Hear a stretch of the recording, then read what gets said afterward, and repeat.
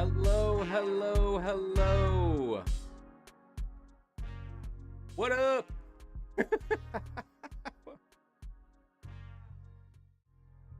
Hello. Today, we play the most dangerous game. The most dangerous game of all. And that game is me trying to use a web browser while also live streaming, which has been the cause of many a computer crash. But it's needed. It's necessary. Because what we have today is simply too good to be bullied into not showing. Ladies and gentlemen, I'm excited, privileged, thrilled to announce that we're doing a tier list. How's everyone doing? What up? What up? Phantom, hello. What is good, my friend? Kaylee, long time no see. Hope you're doing well. Zerg, sad to hear about D&D night. Typically seems to go like that. I have been a lifelong enjoyer of D&D in my brain, but simply getting that many people reliably on schedule in a room together, a tall order, a tall ask. Haley says, if we're doing a tier list, what possible tier list could we be doing? Well, this tier list is titled Fiction Books Tier Tropes Tier List Maker. But I'm here to tell you that's not quite true. It is a fantasy book tier list because these tropes are all just fantasy tropes. And I looked for a bunch of what would be a cool tier list to be able to do on stream. I looked at ones for writing advice. I looked at ones for writing books. But when it came down to it, this one just felt like it was going to be the most fun. So let me walk you through the tiers real fast. Top tier, as we look through the different tropes, are tropes that when you encounter them in a book, you are just, it elevates the experience that much more, right? It is unmatched. Then we have tropes that you love to see and you enjoy it and you take it and you devour it and you love it. You eat it up every time. Then we have tropes that are kind of mid, like, okay, I see where we're going with this. Then we have tropes that where the story is generally just better without them. You take it out of the book, I think the book is a better book because of it. Followed by Get Out. Tropes that are so unliked that you actively wish they could not be in this book because it is bringing down your experience. And lastly, a trope so bad, you gotta burn the book. Now, I did not make these tiers. This is just what came on the fiction book tropes tier list, but that's what we're working with. And we're gonna start first with some dialogue options. First, some dialogue tropes. These are still tropes. I know a lot of times we think of tropes like The Chosen One, but these are dialogue tropes. First off, you know, you're reading through a book, you know you're behind enemy lines, someone messes up Pippin in the Mines of Mordor, and you hear the rumble of conflict coming. We've got company. And I gotta tell you, I'm a sucker for a we got company. We're gonna slide this one up and say, as long, and we're assuming in most of these cases, these are done somewhat effectively. I like we've got company. It's a classic. That's what Phantom, exactly. It's just a classic. Now our next one, he's right behind me, isn't he? Now look. We've got company is a legendary arrival. Willow, that's what I am saying. Okay, I thought I was gonna be the I thought I was gonna be the one saying, ooh, here's a cliche line, and everyone was gonna be like, boo, you suck. I'm glad to see I've been proven wrong. He's right behind me, isn't he? This one I'm less excited about. I think it is a unrealistic moment played for comedy that's supposed to go directly into conflict, and what it does is it kind of just like it doesn't let the conflict shine. So in my case, this isn't even an eye roll, it's a better without.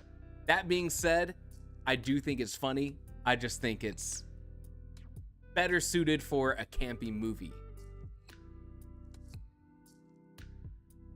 This next one says, imagine Thor, the god of thunder, arriving at your doorstep and your father says, we got company. That's what I'm saying.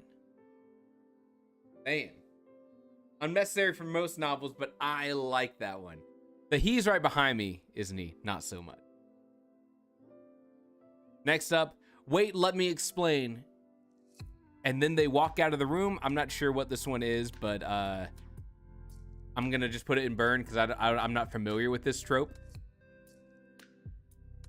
Oh, maybe this is books where the conflict could easily be solved by just like talking it out, and then they never do that. In which case, I'll keep it and burn the book. I don't quite know what this one's going for. F tier, thank you, Mina. I'm not leaving you.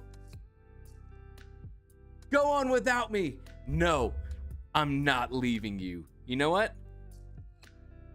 I eat it up. I eat that up. Sorry, TL. Here's the thing. I don't cry. But the kind of thing that gets me to tear up in a book is usually like the bromance, the loyalty between friends, even in the face of danger. That gets me. Phantom says shrug. Willow says peak. I like the not leaving you. And next we have in English, please. You know what? Twist it up. You can still have that moment in your story and it be effective. But if you do write in English, please, get out. Get out. Actively making me like the book less. Book or movie. All right. I needed to get through the cliche dialogue because now we get to the actual trope, and this is the good stuff, okay? The Chosen One. Kaylee, my characters don't even speak. I don't have a joke for that one. I don't know what language Silicon Skies exists in. I still don't know if I got that word right. The Chosen One. I personally, also let me make sure I'm on 69 mode here. Chat. In case 69's in here. The Chosen One. I think I've experienced The Chosen One so much, it is almost an eye roll to me now. But I do understand that there are some books that just like do it so well, it's still a fun experience. But I'm now at the point. Oh, 69 is here. I didn't know if you were in the chat because I couldn't see your chats, brother. Fixed it though. The Chosen One, like, look, I get it. I am a fan of The Chosen One. I find stories more interesting now, I think, at this current present day, that someone who is rising up to the challenge as like the everyday man, not being like the one gifted from God to be the chosen one. Like trying to think of what are some good examples. Not even the underdog, but like the person who steps up to the challenge versus the chosen one whose fate it was to solve the issue, you know? Anyways, I digress. At this point, right now, that's an eye roll for me, dog. That's an eye roll. Now, which is kind of funny.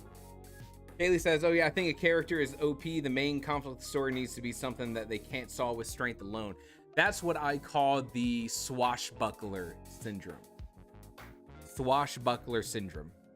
if you've noticed if you've ever seen a swashbuckler story, I imagine you have seen a swashbuckler story without even knowing it. Sometimes we think of the Three Musketeers. Sometimes we think of Sinbad, Legend of the Seven Seas, even Jack Sparrow in Pirates of the Caribbean, swashbuckler. These are characters that are skilled in nearly every capacity, and they're never really threatened to lose because they're not skilled enough, which means the conflict of the story needs to come from a place where it's not just they need to be a good sword fighter to save the day. You know, a swashbuckler is always going to win that. But when you have to use your brain, think outside of the box, or solve something not with your sword, swashbuckler. That's what they do. I don't know if you knew that. I love me some swashbuckler. Indiana Jones is always winning because he's just talented at everything. But we got to give him challenges where he can't solve it just by picking his gun out and shooting the guy in the middle of the market. Let me go here to the quest, because we have our very first unmatched S tier. I think every single book needs a quest. Every single one. In fact, I've done a video that I did, a very high production opening, about how every story needs a quest. And TLDR, too long didn't watch. The quest is so good in a story because you know exactly who the good guys are.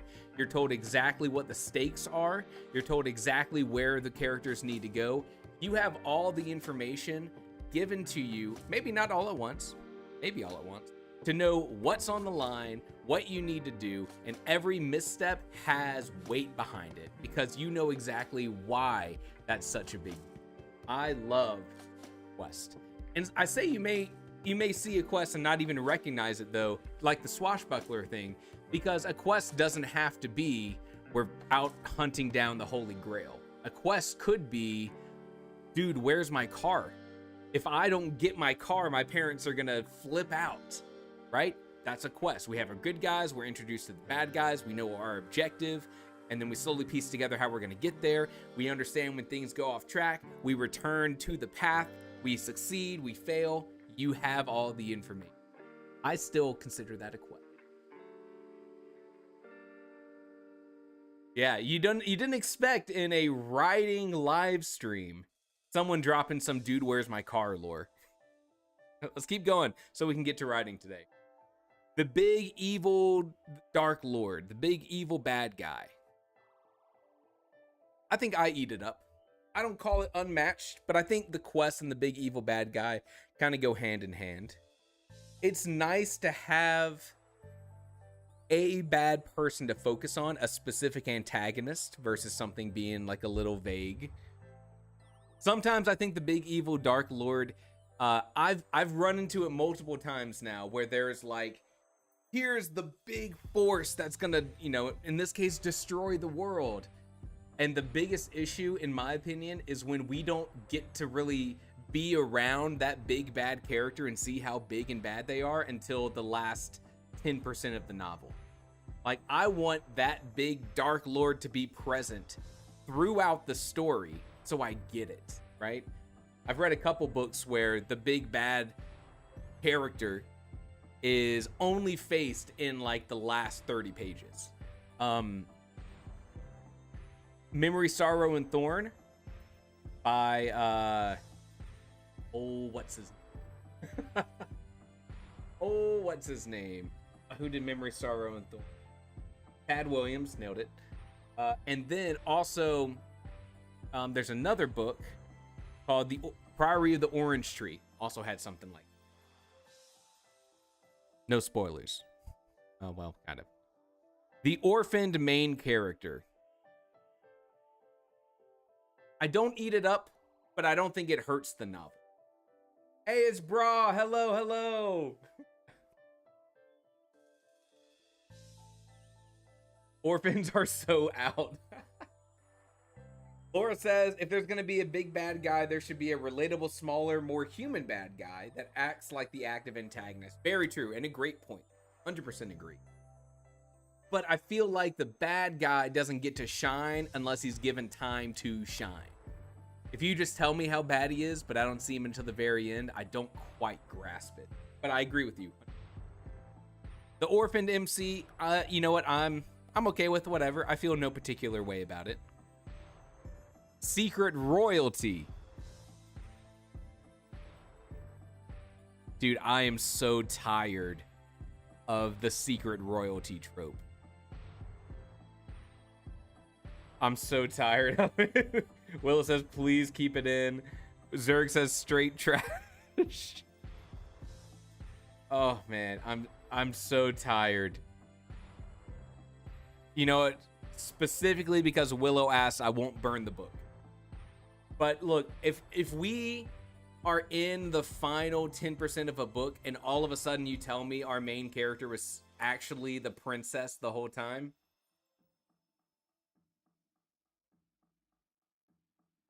Oh, sorry. I missed something. Then if Willow's not fighting for secret royalty, burn the book. Burn it. Oh my God, Zerg mentioning the Del Toro quest. That was the first chapter books I ever read. Didn't think I'd run into that one again. Yeah. Hey, Zerg, no spoilers. No spoilers on Del Toro quest. All right. Tavern. Having a tavern in your story, having the characters in the tavern.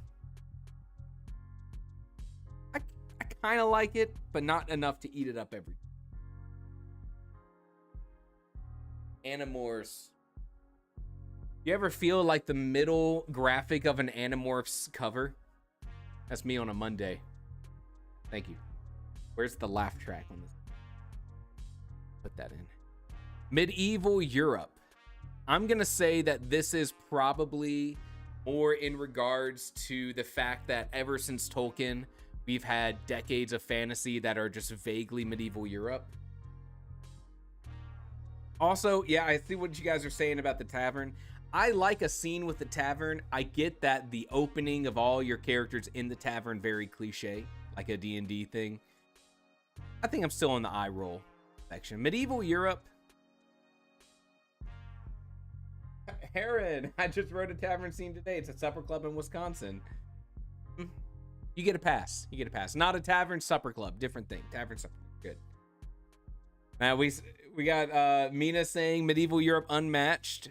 I think I'm gonna chalk Medieval Europe to just being Tolkien-esque fantasy, where it's very clearly inspired by Tolkien, who was inspired by Medieval Europe. I think I will put it in Eat It Up every time, because that's just my bread and butter in fantasy.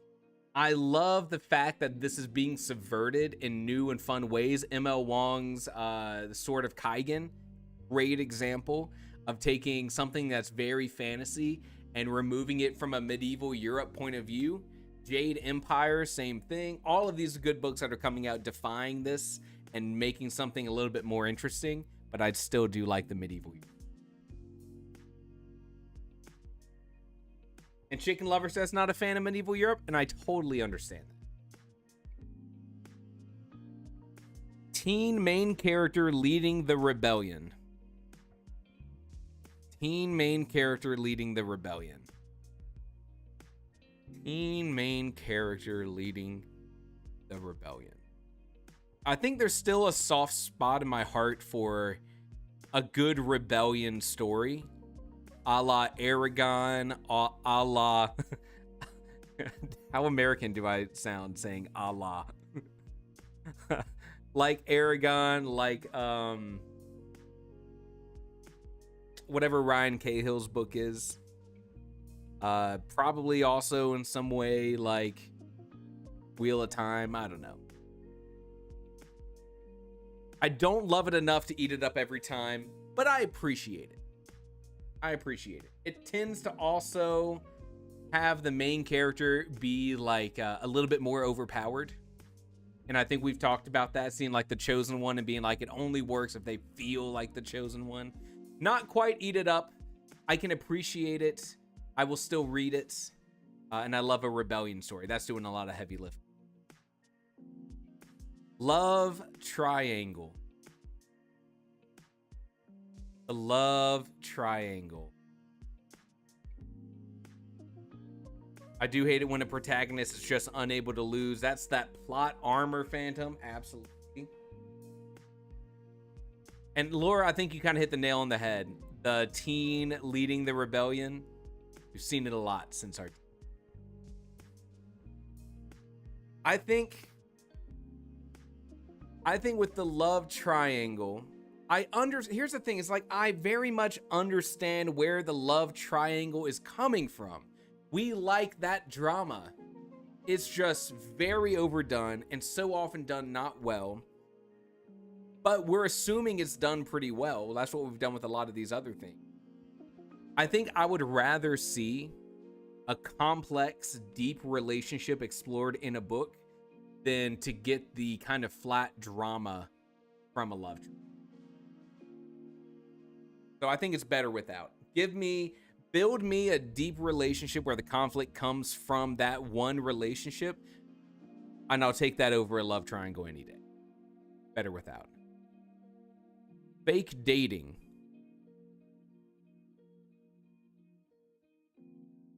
Fake dating. Now, this doesn't happen a lot in my books. There's not a lot of fake dating happening in the books that I read. So you may be more burnt out on fake dating than I am. I'm not gonna burn it because I feel like I've read a couple books at some point in my life that were primarily fantasy focused, but used this fake dating as a way to stick two stubborn characters together, which I think is kind of like one of the fake dating things. You know, that why it's done in romance is to create that sort of like, we're going to lock these two together. They have a secret they can't let out, or they're both going to get in trouble. I'll say Get Out because I'm not burnt out on it, because I don't read a lot of romance.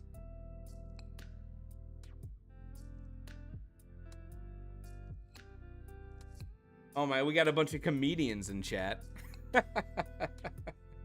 Aaron, fake dating like I told my friends I'm out on a date right now, but I'm actually at home riding with my cats. Real, relatable. And Mina said fake dating. I'm more used to fake not dating. I didn't know Jerry Seinfeld was on his burner account. Fake dating? What's up with that? Don't clip that. Don't clip that. Elemental powers. Elemental powers, straight unmatched. Easiest decision I've made today, because who doesn't like elemental powers? I mean, you could call it Harry Potter, Incendio. I call that elemental. You could call it Avatar: The Last Airbender. It's just so like versatile and intrinsic. Come on. Easy. Thank you, Zerg. Thank you, the writer Lee. Also, hello Lee. Elemental powers need some depth, absolutely. I'm gonna say unmatched. There's never been a time where I've encountered a magic system that was primarily based on elemental stuff and been like, boo! Marcos, let's go! Hey, Marcos. Overpowered MC, they never lose. I've heard you guys talking about this in the chat. Overpowered MC, they never lose.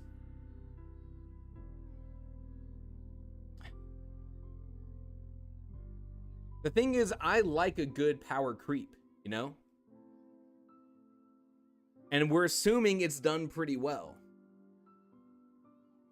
Which means they're overpowered, but maybe the conflict isn't always resolved by being overpowered.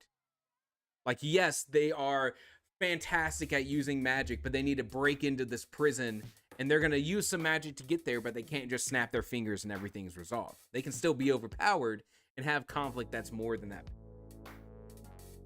Lee says, not enough stakes. Phantom says, burn the book. Actually, I like Superman. I'm going to say, because you've already heard me say that, like, when it comes to the Chosen One, not really my vibe as much anymore. Right? Chosen One was our first eye roll. I'm going to... Overpowered MC usually tends to fall on that same kind of... I like Overpowered MCs if they are cool. Hey, I'm with you. I'm with you. This one's hard. I could put it in a bunch of different spots here. I'm gonna stick it in eye roll and kind of just, I think that's how I'm feeling right now, is I get it. Wise mentor, parentheses, they die. Wise mentor, parentheses, they die. And I gotta tell you, unmatched. I might move it down to eat it up every time. I might. But I think a mentor character that you lose in the story, I like that. I like that. Kaylee says, keep the mentors alive. I'm sick of seeing the mentors die. Here's the thing. In my opinion, when the mentor dies, it's like the very specific point in your story where your main character is now like on their own. And that's a good story beat. Are there other ways to do it? Yes. Are there better ways to do it? Yes, probably. But I like a good wise mentor. Mina says, if you become a mentor, write your will. Right now, they flee this trope by nerfing the mentor. Now, not in my stories. Never nerf the mentor in my stories. The cavalry has arrived.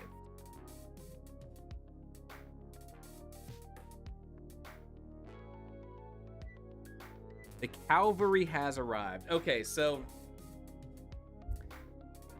the cavalry has arrived feels very much like a Deus Ex Machina. Will says, eat it up. It feels like a Deus Ex Machina for me of like, oh, how this conflict is like, is amping up in tension. Like, how are they going to get out of it? And then the cavalry is just like, here's the solution. Oh, some other outside force came in and saved us. Or can you do it well? Yes. Lord of the Rings did it great. By the dawn of the third day, I think is what it is, Gandalf will be there with reinforcements. But the third day, you got to make it to that point. Then the cavalry arrives. That's a good moment, you know? It can be good. Willow says, what is Deus Ex Machina again? Deus Ex Machina is when you create a conflict and you resolve that conflict by introducing something at the last minute that is only there to get you out of that situation. Probably a good kind of thing. I'm trying to think of what would be some good examples.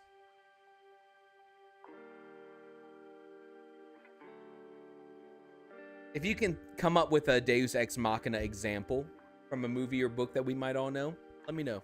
Put it in the comments. I can't think of one right now.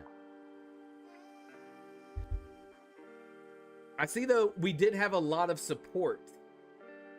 I saw we have a lot of support of the cavalry has arrived, though. All right, let's speed through these. We got to write. We're supposed to do some writing. Faye, at this point, Faye in the sense of Sarah J. Maas Faye is so trendy right now, it's kind of not doing anything original.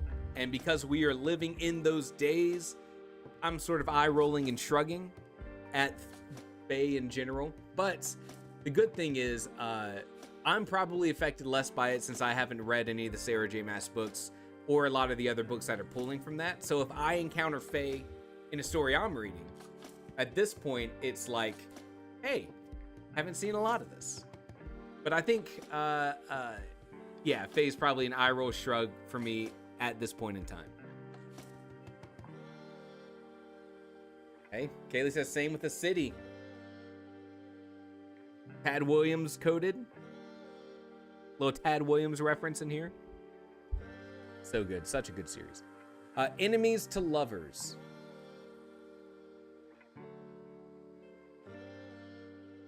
Enemies to lovers.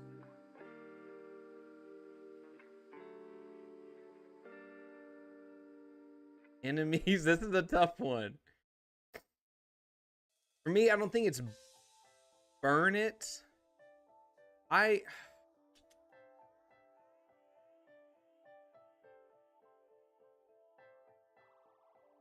Man, this is a hard one. I'm gonna put it in better without at this point in time. And I say that because I think it's more satisfying personally. This is not to say you can't have two people who are sarcastic and giving jabs to each other.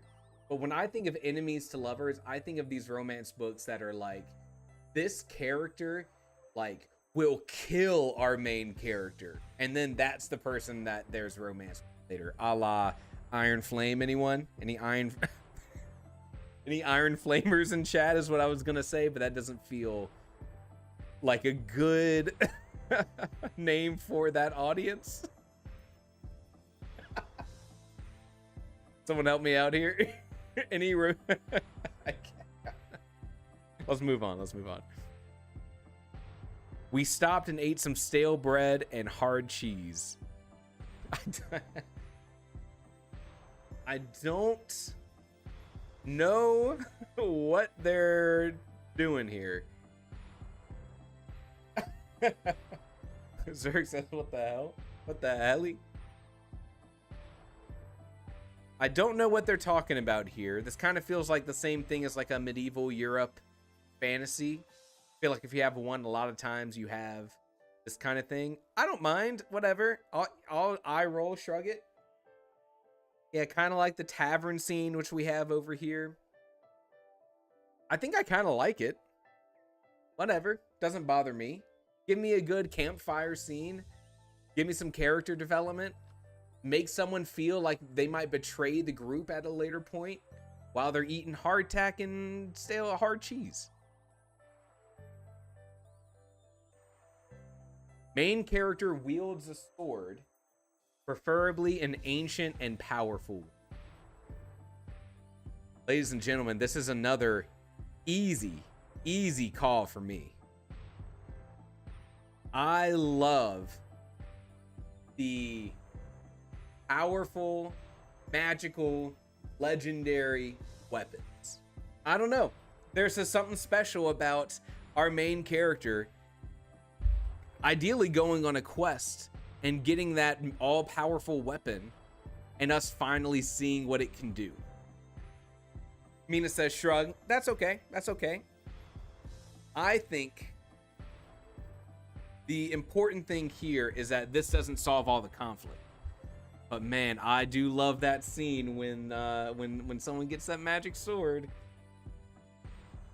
89 says, I prefer halberds. That would be cooler. Assassin main character. Assassin main character. I think it can still be fun. I don't mind that. It can still be fun. Ain't nothing wrong with an assassin main character, but doesn't inherently make the story great just by having it. You know, this is kind of the same thing as almost like an overpowered main character. I think a lot of the times we have an assassin character in a story, they're just gonna kill a bunch of people. That's how they solve their conflict. It also means that the conflict is just like, they gotta fight a bunch of people now. I don't know. I made an assassin love interest who failed their very first attempt. That's what they call me. The love assassin. I don't know. What's in this? What's up? Not working tonight. This was supposed to be my funny juice. What in the world? Secret powers. I think we're getting to the point now where we gotta speed through secret powers. Secret powers, the only point of secret powers is so that you can have that moment of reveal where the secret powers are now no longer secret. It doesn't really feel like it's carrying a lot of weight for me. Now, you know what? I'll put it in better without. The thing is, I don't hate it, but at the same time, secret powers only stay secret for like the first act of a book. If I have a character in Act 3 who's revealed to have secret powers, that's not working, right? And also, if revealing of secret powers solves a major conflict that shouldn't be just solved like that, that's an issue. What in the world is this photo? How do you pronounce these names? Sorry, fam. Better without.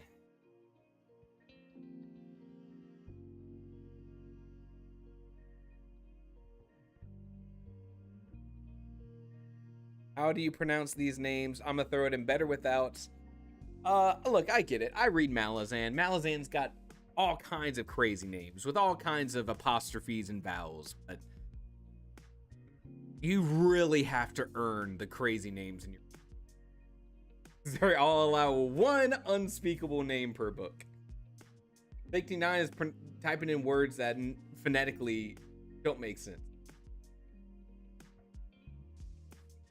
Looking at me, son of Car. I'll never live that down. Like, can't even pronounce the first word of prologue. Not only that, can't even pronounce the one of the words in the damn title of the book. Found Family. I think Found Family is unmatched. You heard me say that one of the things I love most in books that like tears me up is that moment of like friends sticking it out, that bromance, the things are going wrong, but I'm not gonna leave your side, even if it means we're gonna die. That's Found Family. You know I'm a sucker for Found Family. Amnesia. Burn the book. Sorry. No, yeah, I think Amnesia's burned the book.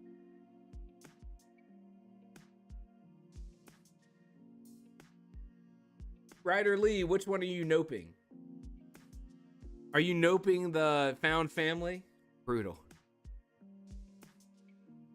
Amnesia needs a good way of doing it. I've only read a couple stories where amnesia is even present.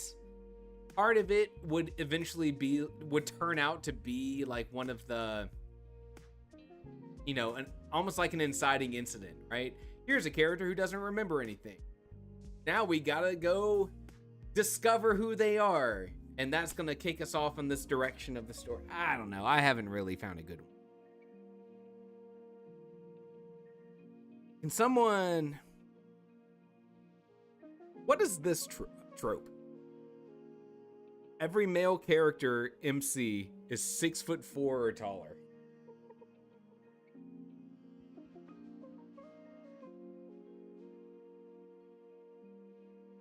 What is this? Is this a romance thing? Is this a romance trope I'm not usually dealing with? I don't know. Shrug. Yeah, any anime. That's a good point. Any anime where the characters are high school aged. Kind of. All men, unrealistic romance. J Sam. Marcus, I don't know 6 foot in meters. What is 6 foot in meters? 2 meters tall? I feel like that's roughly. Isn't a meter like a yard? I feel like. Yeah, 2 meters.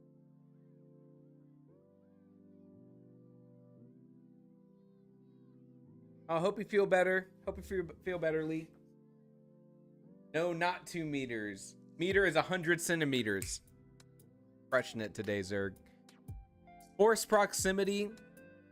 It's not overplayed in the genres I read. That's fair. We're gonna breeze through these last ones so we can get writing. Sorry, guys. Name day phenomenon. Beginning of the story. Things are going.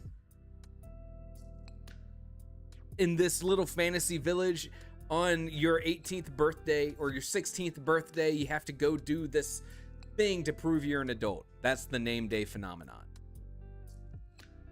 Honestly, whatever. It's just there to kick the story off and go, you know. There's only one bed. Also, and now I'm reading all of these jokes over here in chat in Jerry Seinfeld's voice or something. There was only one bed. There was one bed. It's my Jerry Seinfeld. Poor main character. Whatever. Do your thing. Go off. I'm broken and can't be fixed. There we go. There's a good out. Very melodramatic, very, you know, a little emo maybe. And hey, look, I listen to emo music, so I can say that. Heartless villain, evil just because. I would say this is maybe a better without. Maybe a better without. Man, I'm thinking about all the villains that I've read in fantasy books that are just evil just because. I mean, you can still justify it and there's a reason, but like Lord of the Rings, the big bad evil guy, Sauron, is just like basically the devil. You know, he's like the general of the devil's armies in the context of Lord of the Rings, I think. Or like a fallen angel, so he's only just evil. Am I gonna be the one to say better without? See, Phantom makes a good point. A balance of both types of villains. Give me some villains that just act evil, and give me some villains that are struggling or facing that sort of dilemma, or who are acting on information where it makes sense for them to act like that. Okay. The Commons phenomenon.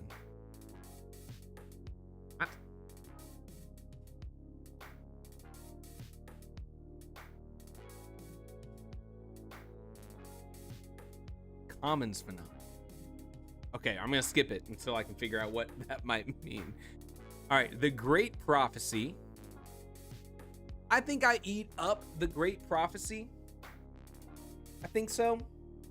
I'm a fan of the you know what? Actually, I convinced myself out of it. I roll. But the Great Prophecy, and it wasn't about the main character. I think I'm still in eye roll territory. It's not gonna hurt the book for me, but like, it's not gonna make the book. I prefer, here's what I'll do. I'll put this one in front of the other. I would prefer a Great Prophecy if it's going to exist in the story to be a misleading thing and it's not about our main character. A little subversion. So I'll put that in front of the other one. Smells like oak and pine trees despite not showering while at war. Whatever, dude. I don't care. Unmatched. Who cares if the main character's body odor is accurately represented in the description of the book? Don't we all have better things to do than worry about BO? I think I've reached my limit. Burn the Commons. Here it is. We have a little a normal distribution here, just about. Looks pretty good. I know what Tragedy of the Commons is, but the Commons phenomenon I've never. Maybe it's the result of the Tragedy of the Commons.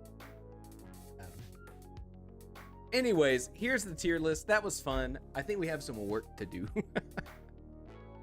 Would you guys like to do some writing? That's sad.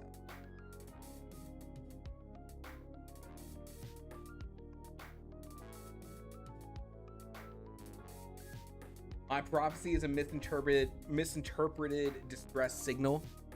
Big fan. Big fan. Give me a prophecy that lies, but everyone thinks it's true. That's a prophecy I want. All right, let's talk about what we're doing today. We have our typical writing, 25 minutes on, 5-ish minutes off. I did some writing earlier today, got about 1,000 words on Upon Careless Gray Hills, so that's moving. It's at about 23,000 words now. Gnome Camp, Tiny Doors, sorry. Tiny Doors is at 12,000 right now. It's feeling good. I'm having a good time writing it. Yeah. So today is just making good progress, chilling, and having a good time making our story. So I'm gonna put 25 minutes on the clock. Let's get to writing. Let's go. 25 minutes on, turning the microphone off, turning the music up.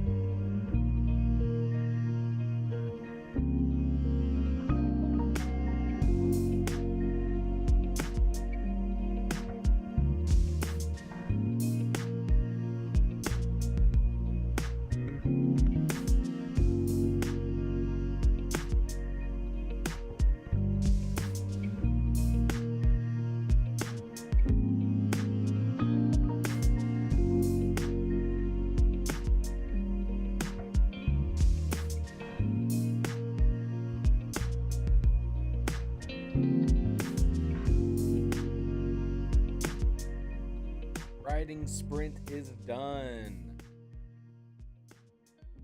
Nice. How'd everyone do? Got 653 words, slightly slower than my normal pace. I had to go back and read what I had written before. I had to add some details that I knew were going to be coming back later in the story, figure out how to work those in. Haley 200 words, Thick9 said 271, and they gotta go.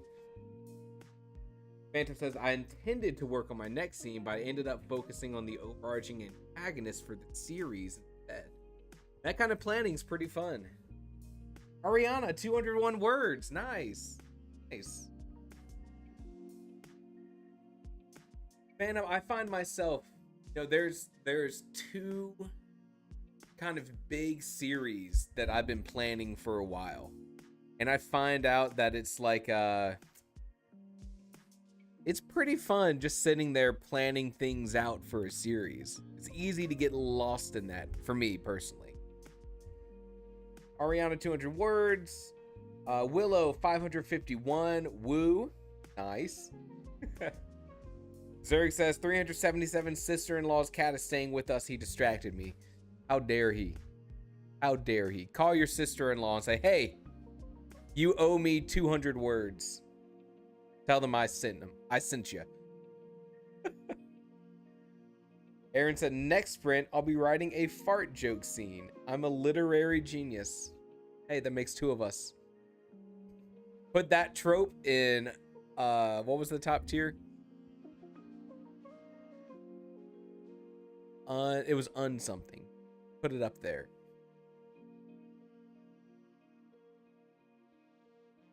Mina says short story plan is almost done. Nice. Just need a working name.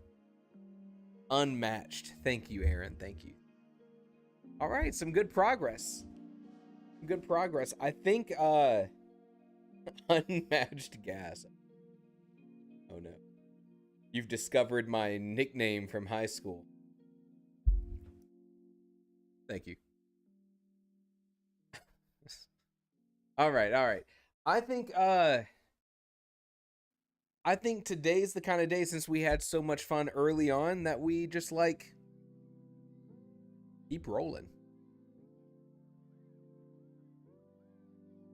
Kayla says the scene I'm in now is so much more chill than the last one I wrote, which is a POV character had to kill somebody. Ooh. I found that sometimes at least in the past, I would get lost when like I would write a big climactic exciting scene.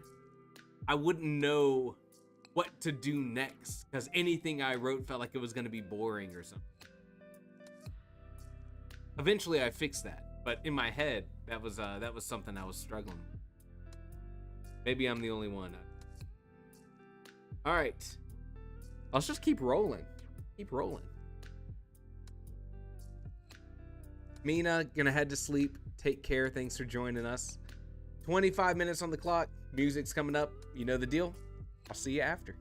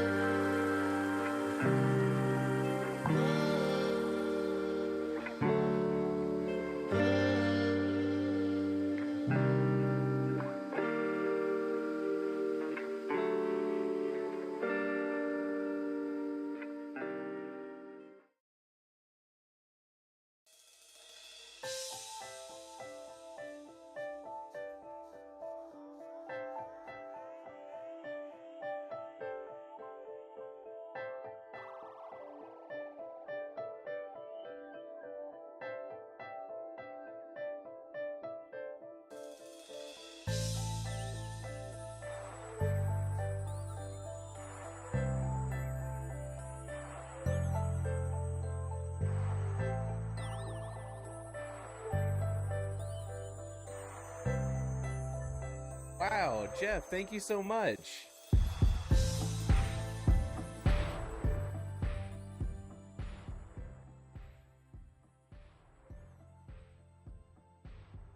Wow. No one's ever done that before, Jeff. That means a lot. Thank you. Also, we're done with our sprint. Hello, everyone. Hello. That was so kind. How'd everyone do? How'd everyone do?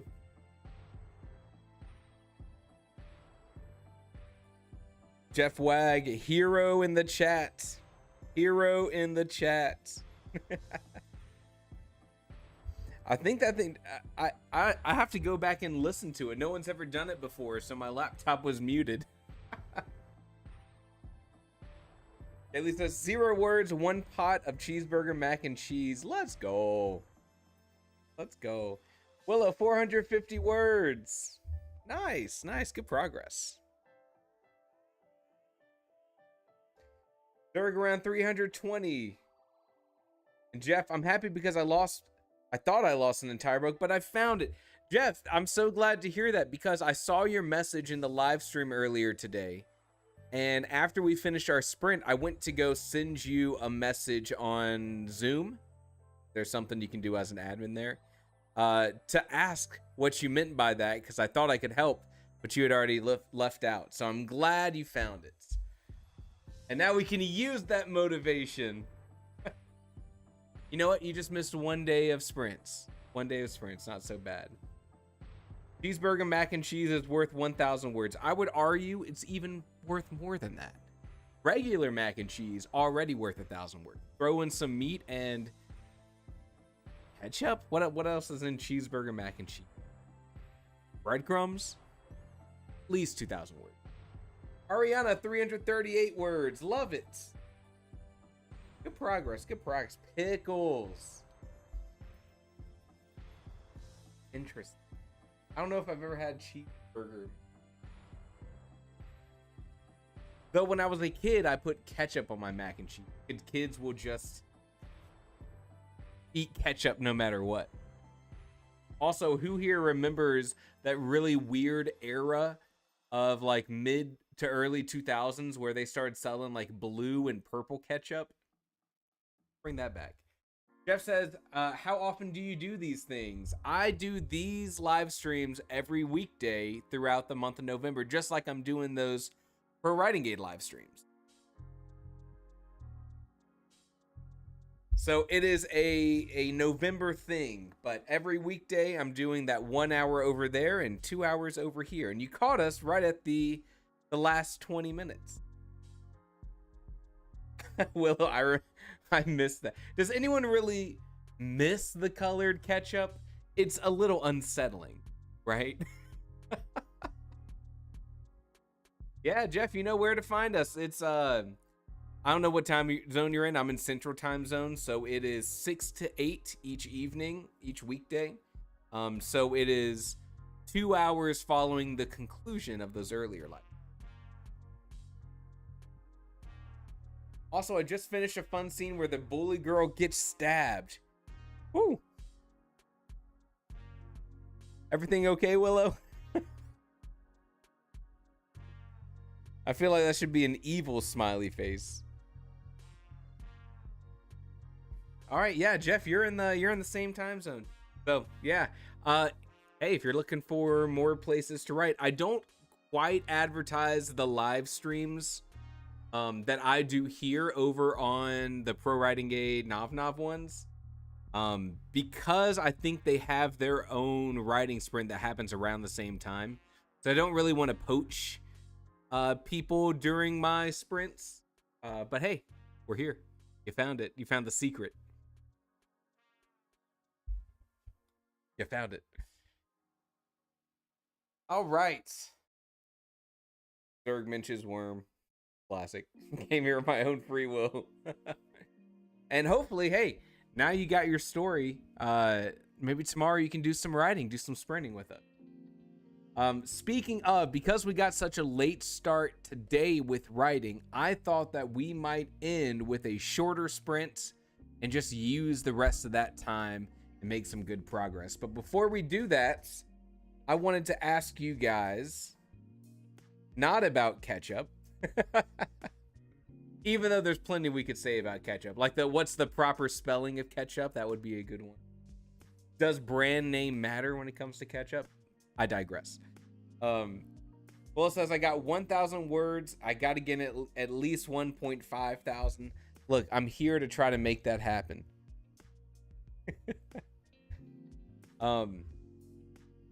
Let's see where I'm at.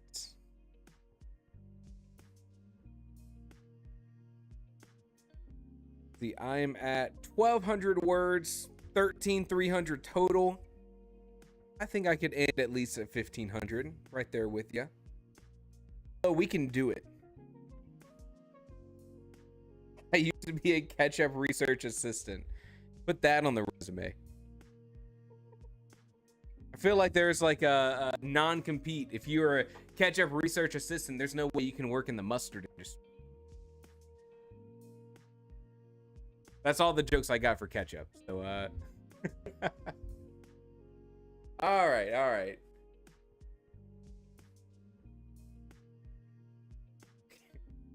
All right, so here's the deal. We got to goof off early in this stream. So let's end with a last 15-minute sprint. Take it all the way to roughly 8 o'clock my time zone. And then before we leave today, I want to hear your progress, and we'll wrap up. And I'll put in my words on TrackBear. Have not yet looked at how crazy Margot's word count is, so we'll see how that's gonna go. I saw she was writing over the week, but maybe I can catch up. So with all that being said, do some writing. Jeff, what you don't get to see in Zoom that you do get to see here is I share my screen and you can see all the writing that I'm doing because I stream on this laptop instead of my work laptop. And Scrivener's on here. Oh, also speaking of, the Scrivener tutorial is out for anyone who wants to learn how to use Scrivener. It is, I'm incredibly impressed by that. Brave. It is brave. It is brave. You really have to lower your insecurities, kind of shove them down and just be like, hey, whatever. Margot's way ahead. Oh, Kaylee, that's what I'm worried about. Let's do some writing. I don't think I'll ever catch up with Margot's total word count, but I can hopefully hit 1,500. I feel pretty good about it.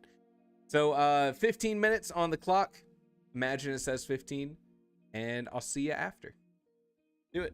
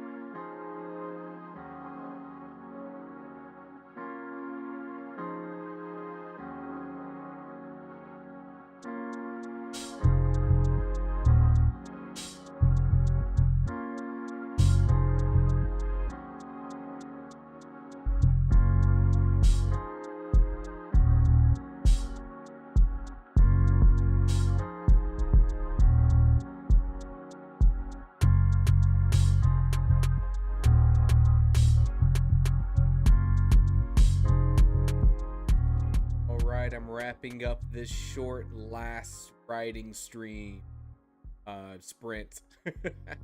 Whatever we're calling it these days.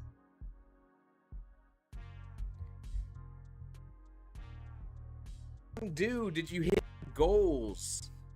Was it Willow that was shooting?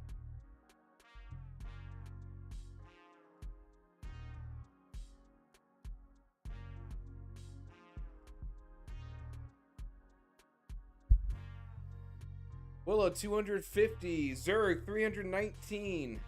Surprising. Hey Jeff, you were able to write with us. Let's go. 369 words. Putting in the work. I can respect that. Kaylee, alas, no words this sprint either, just clean dishes. But you know what? You gotta clean dishes to some killer music. I don't know. I'm doing my best. Willow got about 350. Ariana 194. About to delve into the climax of the chapter or the act. That's fun. That's fun. Jeff, if you haven't seen this either, this is another place where I'm tracking my words called TrackBear. Similar to how Pro Writing Aid's doing their tracking, where you enter in your words. The cool thing about this is we have this group leaderboard where you can keep track of how you're meeting your goals, and you can join everyone can join into the same leaderboard, and you can see all of the progress everyone's making. We're just trying this out, brand new, kind of cool, kind of fun. So let's see. This time I'm on stream 1607 for Tiny Doors. So I'll enter in Tiny Doors 1607. Submit that. And for Spray Hills and 987. Not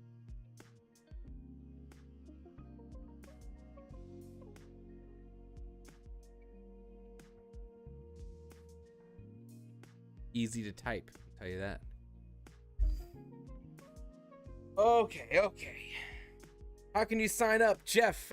You can sign up if you would like to. TrackBear is this just like a passion project that someone put together. You can read about it on trackbear.app. Signing up is just your email and a password.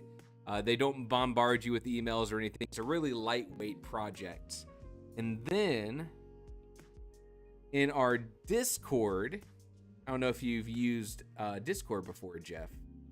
I'll give you the link for this thing.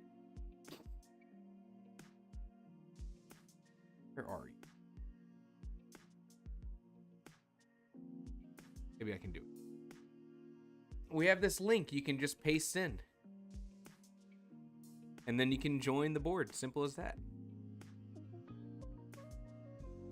I have to think about what the order of operate. Oh, you run a few Discord servers. In the link below here of this live stream, you can come join the Writing Theory Discord server. We got all kinds of cool things going on.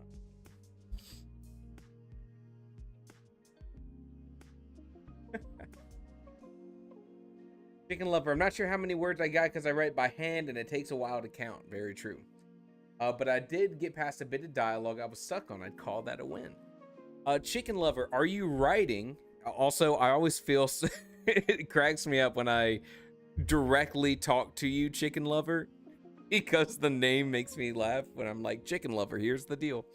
When I've written by hand in the past, if I was like writing a notebook, I'd count up the words for like one average page.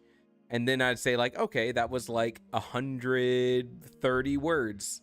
And then I could always just count the number of pages I wrote and get a rough estimate. Maybe that would help.